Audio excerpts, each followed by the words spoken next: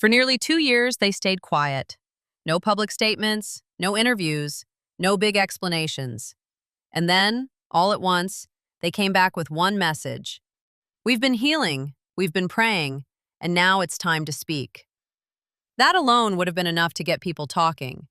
But what made this moment so powerful was not just that they spoke. It was what they said in between the lines. The gratitude, the pain, the trauma. The sense that something deeply personal had been happening behind the scenes, while the rest of the world filled in the blanks.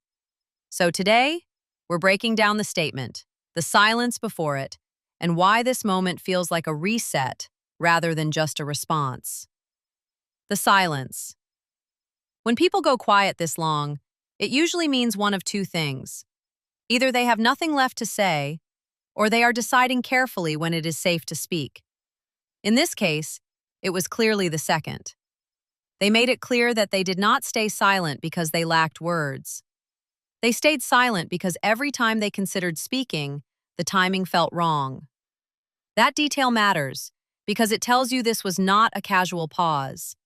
It was a deliberate choice. Hello. Hi.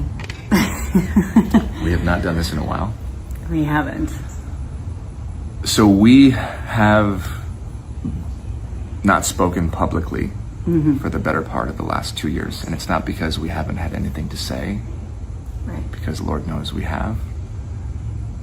But it just felt like every time we went to make a video like this, we wanted to speak, something was telling us not to. It just didn't feel like the right time.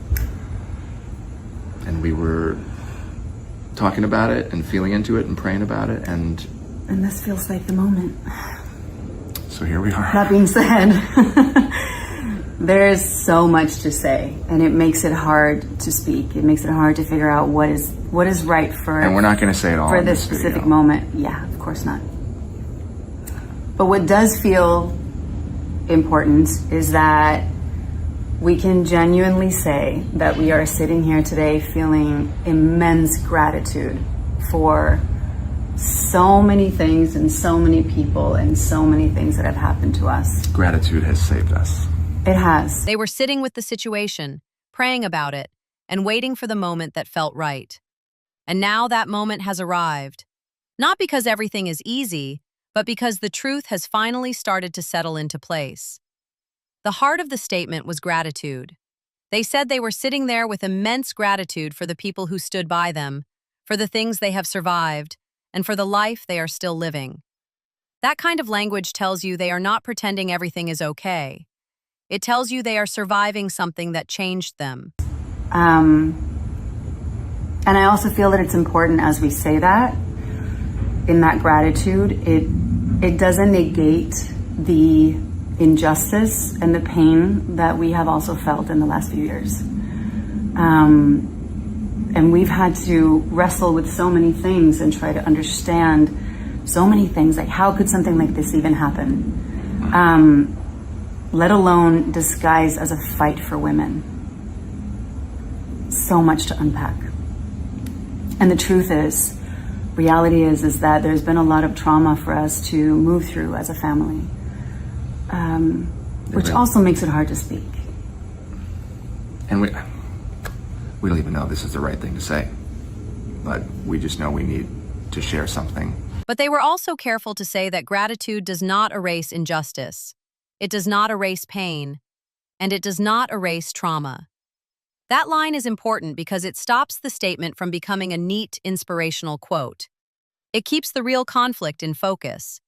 They also said that a lot of painful things had been spoken into existence over the last few years, and that they chose not to add to the noise. That suggests a strategy of restraint. Let the facts speak. Let the system play out. Do not get dragged into every rumor or accusation while the storm is still raging. They are healing, and that matters because healing is not a clean line. It is messy. Some days feel hopeful. Some days feel heavy. Some days you feel like you are moving forward, and some days you feel like you are right back where you started. What I will say is that there have been so many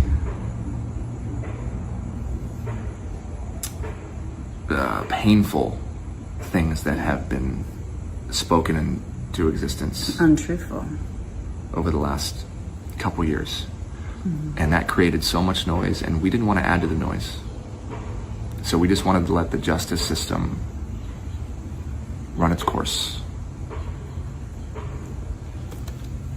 And the truth and the facts have spoken for themselves.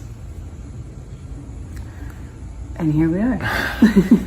All right, so how are we doing? That's How are we when people see doing? us on the street. How are you? We are healing. And if you've ever been through something traumatic, you know that healing isn't linear. It looks different every day. And we have had to rethink for ourselves what is real and what matters. And It's this. it's this. The kids. It's our family. Yeah. It's our friends. It's our community. That is why they kept coming back to the same anchors: the kids, the family, the friends, the community, and the faith. Those are the things that become real when everything else gets stripped away. It is also why the statement had such a grounded tone. They were not trying to sound polished. They were trying to sound honest. One of the most powerful parts of the statement was the gratitude toward the people who supported them when they could not speak for themselves. They said that many people became their voice. That matters because public situations like this often become battles over narrative, and if you are quiet for too long, other people fill in the silence for you. Sometimes with support, sometimes with speculation. Our Who have faith. been there for us. It's our faith. I think we're closer and more devoted and steadfast in our faith than we've ever been. Also, this has been on both of our hearts. There were so many of you Yeah.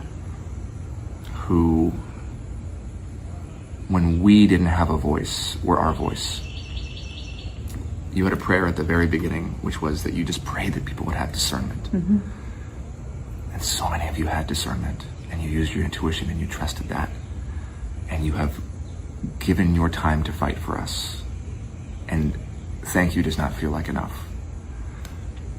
But we're here, in large part, because of so many of you and all of our friends and family. And one thing that we've learned is that when God presses the reset button and when everything else is stripped away, that's when love shows up. And it did. And we feel so loved.